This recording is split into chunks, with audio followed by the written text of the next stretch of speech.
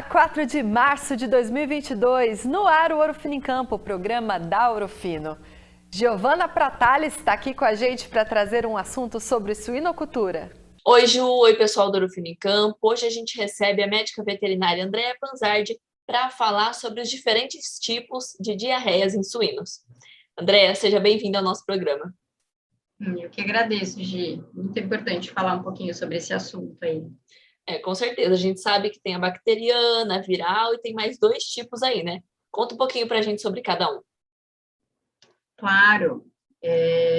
Então, a gente tem, na verdade, como a Gi falou, 4 tipos de desafios entéricos, né? São eles bacterianos, virais, por protozoário e nutricionais. Os nutricionais, eles são bem específicos e, assim, a não ser que tenha algum desvio muito grande em relação a ele, que ele vá ocasionar algum problema entérico mesmo, né? Principalmente granulometria de ração, ingredientes, né, não adequados, não balanceados. A por protozoário, que é causada pelo Cystoisospora suis, né, que é um agente bem importante também dentro de diarreias, principalmente na fase de maternidade, tá? E agora as virais bacterianas, que são um pouco mais complexas, eu diria até as bacterianas em maior proporção, mas nós temos algumas virais, sim, e inclusive agentes que causam, né, como efeito secundário, problemas entéricos também, né, associados. Então, basicamente, são esses 4 tipos e que nos causam bastante desafio, porque, né, principalmente dentro da suinocultura, existe um complexo de doenças entéricas, né, assim podemos dizer, em que existe uma associação de diferentes agentes ali presentes, né? Então, é um desafio para o produtor, é um desafio para o laboratório, para as pessoas, de fato, que vão colher essas amostras, que a gente consiga entender qual que é o agente em questão que esteja causando aquele desafio. Excelente. Então, vamos começar falando um pouquinho sobre a diarreia bacteriana. Explica um pouquinho para a gente como ocorre a contaminação do suíno.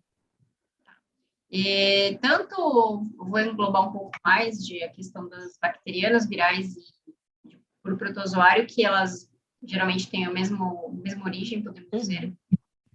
As diarreias bacterianas e virais, principalmente, elas podem ter uma infecção de mãe para filho, ou seja, uma vertical, que a gente chama, né, de fêmea para leitão, ou entre os leitões, que a gente chama horizontal, né?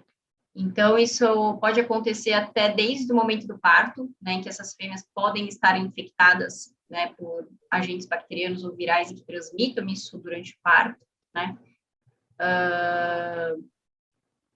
Durante os primeiros dias de maternidade, a gente pode pensar que se aquele leitão ele nasça num ambiente inadequado, ou seja, que o processo de limpeza e desinfecção não tenha sido feito de maneira correta, aquele ambiente já vai estar carregado, já vai estar com uma pressão de infecção alta, né, com diversos agentes ali, de leitegadas anteriores, de colaboradores que entraram naquela instalação. Então, a gente vai ter uma gama de possibilidades, e tudo vai depender muito da qualidade daquele leitão ao nascimento, né? Se for um leitão fraquinho, levinho, com baixa vitalidade, que não mamou colostro, a chance dele não sobreviver na primeira semana por algum desafio, principalmente entérico, é muito grande, tá? Se a gente tiver um leitão que tenha condições de nascer já com peso bom, mamar um colostro de qualidade, porque a gente sabe que os leitões não nascem com uma proteção de corpos, eles vão adquirir isso pelas primeiras horas de mamada de colostro, ele vai conseguir se defender, podemos dizer, né? Ele vai ser um leitão saudável, com um ambiente mais ou menos desafiado, e que ele pode ter uma maior chance de não apresentar esses desafios entéricos, né? A gente sabe que grande parte desses agentes bacterianos, principalmente, eles são comensais, eles estão ali no ambiente intestinal. Então, eles estão esperando só uma boa oportunidade para eles se sobressaírem em desenvolvimento e começarem a causar doença, tá? Então, basicamente, é mais ou menos nessa linha. E como deve ser feita a prevenção das diarreias bacterianas? Tá, existem diversas formas. Existem as vacinas já que a gente aplica, né, em fêmeas pré-parto, principalmente, né, pensando aí em Escherichia coli, pensando em rotavirose, em Clostridium, né? Então, existem vacinas que a gente já faz com o intuito de que a gente minimize essa transmissão para os leitões. Associado a isso, né, isso só não é o suficiente, né, mas uma limpeza adequada do ambiente em que esses animais vão iniciar a vida é fundamental, né, e um ponto que, assim, a gente sempre parece que é chatice, a gente sempre fala, bater na mesma tecla, mas um processo de limpeza e desinfecção bem executado faz total diferença, né, então a gente precisa cada vez mais conscientizar a importância desse manejo mecânico na qualidade daquele leitão pós-nascimento, né, então ele nascendo num ambiente limpo, desinfetado, sem pressão de infecção, a chance de ele não ter um desafio entérico é muito maior, né? E associado a isso também, a gente pode pensar aí na administração do colostro que eu já comentei, né? Então, você vê que são fatores associados que, se um deles for mal executado, a cadeira fica capenga, né? Então, em algum momento, a gente pode ter esses desafios presentes. Então, existem formas, que é um conjunto de ações para mitigar, né? Para a gente minimizar essa possibilidade. André, e a Ouro Fino, ela tem solução para o tratamento das diarreias bacterianas e também para a limpeza e desinfecção do ambiente, né? Isso mesmo, Gi. A gente tem um portfólio bem versátil, podemos dizer, desde o CB30, né, que ele é um desinfetante com tensoativo muito interessante para utilizar como forma de retirar aqueles biofilmes, as matérias orgânicas, tanto do ambiente como dos bebedouros e caixa d'água.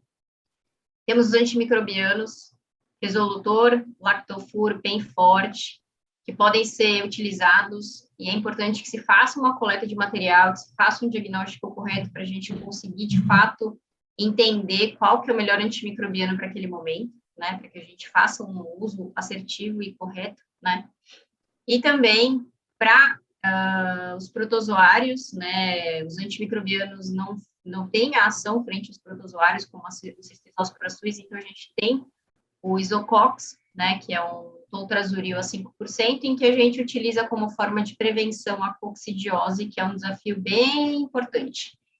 E não esquecendo de que esses desafios, eles podem acontecer de maneira conjunta, né? Então, isso é importante cada vez mais que a gente tenha essa consciência de que a gente colete material para entender, de fato, qual que é o agente que originou todo aquele problema, né? Então, que a gente consiga assertivamente tratar a questão. Perfeito. Bom, as informações sobre as soluções da Ouro Fino estão todas disponíveis no nosso site, ourofinosaúdeanimal.com. Obrigada, Gi, pela sua participação. No próximo bloco, a gente fala de controle de carrapatos em bovinos.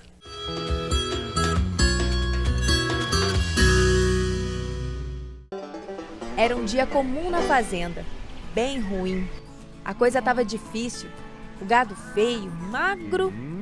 Foi aí que ele percebeu, preciso resolver isso. Ele pegou sua caminhonete, se é que dá para chamar de caminhonete, e foi para a cidade. A viagem foi difícil, mas ele chegou à revenda. Lá, ele conseguiu um reforço de peso para o rebanho. E agora a história é outra.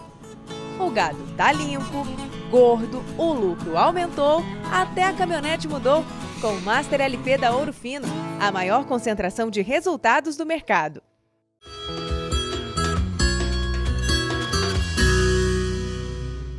Estamos de volta com o Ouro Fino em Campo para falar de controle de carrapatos, porque a gente sabe os prejuízos que esse parasita causa na pecuária. Estamos falando de pecuária de corte e pecuária de leite também. Além de atrasar o desenvolvimento do bovino, o parasita transmite doenças como a tristeza parasitária bovina. A gente visitou uma propriedade no Rio Grande do Sul que faz o controle estratégico do parasita, inclusive para prevenir a tristeza parasitária.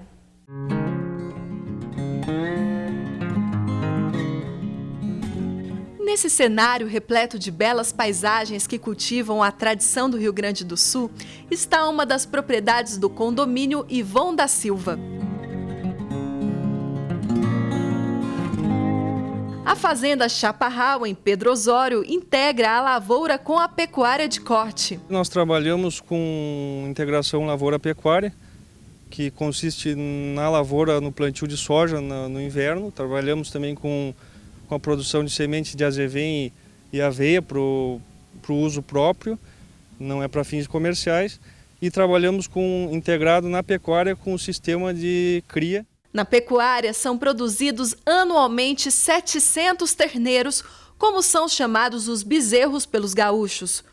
Os bovinos Aberdeen Angus são abatidos aos 16 meses. A propriedade faz o controle estratégico do carrapato com soluções como o Colosso FC30 da Ouro Fino. Nós temos um desafio do carrapato frente à tristeza parasitária bovina, que nós temos a presença do carrapato no verão, para o final do verão, início de outono, é o período que mais se manifesta o carrapato aqui. E por termos uma integração com a lavoura, acaba que alguns meses, os meses de inverno e a maior parte da primavera, temos uma baixa infestação de carrapatos, quase que inexistente, alguns potreiros, e isso faz com que tenhamos alguns problemas com tristeza parasitária durante o verão. Além de sugar a produtividade do rebanho e o lucro do produtor, o parasita transmite a tristeza parasitária, outro grande desafio sanitário do pecuarista no estado. O prejuízo é a mortalidade direta, né?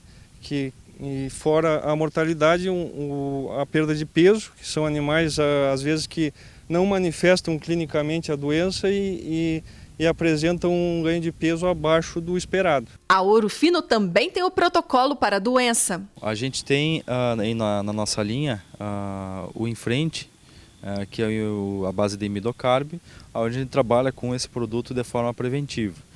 Normalmente nessa época de outono, onde o carrapato ele é mais agressivo e tem uma maior infestação, corriqueiramente os produtores já fazem esse manejo, né, sabendo ali, de acordo com o tipo do agente, né, muda a dose. E depois, aqueles animais que apresentaram o sintoma da doença, né, de forma curativa, a gente tem o nosso Piroforte, que é a base de diaceturato de diminazeno, e a Ouro Tetra, né, para a base de oxitetraciclina também, né, para agir nesses agentes do carrapato. Tanto a babésia quanto a anaplasma, a gente associa esses dois produtos. Carrapato no Rio Grande do Sul é preciso ser encaixado como desafio. Nós trabalhamos com o Colosso FC30 em torno de 6 anos aí. Na propriedade, nós temos uma outra propriedade aqui no município de Erval, que já vem há 6 anos o produto e tendo sucesso no controle. E nessa propriedade aqui em Pedro Osório nós viemos há 2 anos usando, também tendo sucesso na utilização.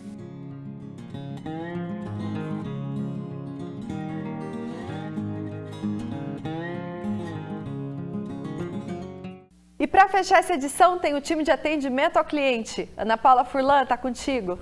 Oi Ju, oi pessoal que está assistindo o Ouro Fino em Campo. Foi um prazer passar a semana inteira com vocês, compartilhando as principais dúvidas que chegam nos nossos canais de atendimento. E para fechar a semana, eu trouxe uma dúvida muito interessante para compartilhar com vocês.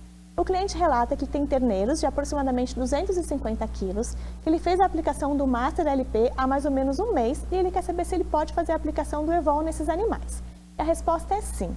Os dois produtos podem ser utilizados juntos, eles são seguros, seguindo sempre a dosagem de bula, de acordo com o peso do animal, e também seguindo a indicação de idade mínima para o Master e para o Evol. É muito importante a gente seguir também essa recomendação.